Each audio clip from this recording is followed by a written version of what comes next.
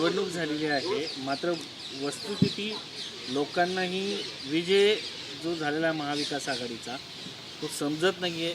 वस्तुस्थिती ग्राउंडवरती नक्की काय होतं? तुम्ही पाहिलं असेल की महायुतीने जो विजय मिळवला आणि त्यानंतर एक पत्रकार परिषद झाली. त्या पत्रकार परिषदेमध्ये देवेंद्र फडणवीस, एकनाथ शिंदे आणि अजित पवार होते. त्यांच्या चेहरे सांगून जात होते का हा विजय सत्याचा नाही. तर तुम्ही आजपर्यंत अनेक निवडणुका आपण सर्वांनी पाहिल्या.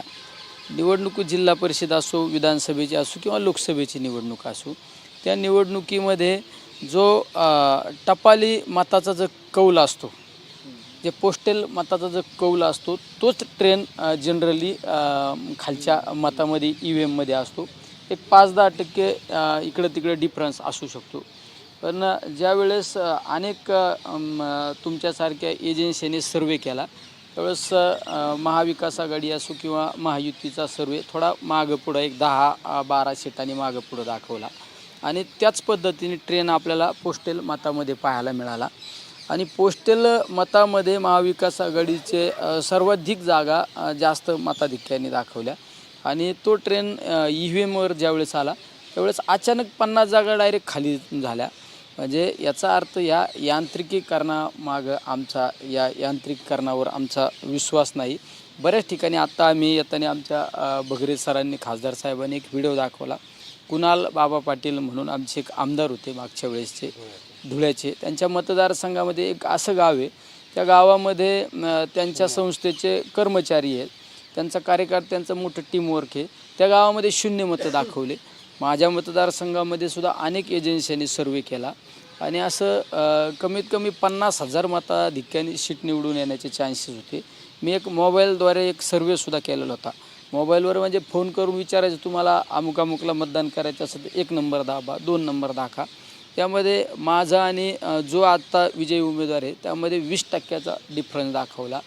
आणि असा ट्रेन बऱ्याच वेळा आमच्याकडे एक शंकरराव गडाक म्हणून नेवासाचे, त्या ठिकाणी जर निवडणूकच नव्हती तिथंसुद्धा 10 वर्ष जो माणूस समाजामध्ये आला नाही तो माणूस तिथं निवडून आला. बाळासाहेब थोरातांचा निवडणुकीचा निकाल तर एकदम शॉकेबल होता. ज्या माणसाने 60 टर्म काढल्या, अनेक सहकार त्या मतदारसंघामध्ये उभा केला आणि सहकाराच्या माध्यमातून अनेक लोकांना त्या ठिकाणी उभा करण्याचं काम केलं. त्या ठिकाणी बाळासाहेब थोरात एकासुद्धा बूथवर पुढं आले नाही. म्हणजे असे अनेक घटनाक्रम आपल्याला या निवडणुकीमध्ये पाहायला मिळाले. बऱ्याच ठिकाणी झालेलं मतदान आणि EVMवर जे मतदान दाखवलं त्याची आकडेवारीची तफावत आपल्याला पाहायला मिळाली. हे जर सगळं पाहिलं तर हे कुठंतरी शंकास्पद आहे. माझ्या मतदारसंघातले तर असे काही गावं आहेत जे गाव मला 1,000-1,500 मताधिक्य देणारे गावं, तिथं मला 100 मताचं लीड मिळालं. काही ठिकाणी तर पूर्णपणे गावं आमच्या विचाराचे, तिथं आम्हाला मताधिक्य नाही. अनेक ठिकाणी आज जयंत पाटील साहेबांसारखा नेता, राज्याचं नेतृत्व करणारा जो माणूस 1 लाखाच्या फरकाने निवडून येणारा उमेदवार, ते जयंत पाटील साहेब 10-11 हजार मतांनी निवडून आले. असे अनेक तुम्ही पाहिलं असेल बऱ्याच उमेदवारांची आकडेवारी जर पाहिली तर जवळजवळ सेम आकडेवारी होती. हे सगळं जर पाहिलं तर ही निवडणूक ही शंकास्पद आहे. साहेब पुढे त्या EVMवरती निवडून काय करणार आता? काय करणार लोकसभेला संशय व्यक्त झाला, आता करणार काय? आता लोकसभेच्या निवडणुकीमध्ये जो विजय खऱ्या अर्थाने जनतेने आम्हाला कौल दिला त्याचाच इफेक्ट हरियाणा असो किंवा महाराष्ट्राला बसलेला आहे. तुम्हाला असं वाटतं मॅनिप्युलेशन झालंय? हे अख्खं तुम्ही पाहिलं असेल आजपर्यंत राजकीय लेवलवर चर्चा असायची की EVM मॅनेज होतं, EVMवर शंका राजकीय पातळीवर घेतली जायची. पण आज सर्वसामान्य खेड्यातला माणूससुद्धा EVMवर शंका घेतोय. या पुढची तुमची आता स्ट्रॅटेजी काय रणनीती आहे तुमची आता? त्याला विरोधात आता रणनीती आता हा खऱ्या अर्थाने जनतेने आता उठाव केला पाहिजे. एखाद्या राजकीय पार्टीने पक्षाने उठाव करण्यापेक्षा हे सर्व जनतेने एकत्र येऊन उठाव केला पाहिजे. कारण रात्रंदिवस आपण समाजामध्ये काम करायचं, कष्ट करायचं, जनतेची सेवा करायची आणि निवडणुकीमध्ये जर असा दगाफटका होत असेल तर त्या निवडणुकामध्ये काही महत्त्व राहिलेलं वाटतं. लोकसभेला निकाल लागला, तुमच्या बाजूने कौल लागला आणि आता विधानसभेला विरोधात लागला.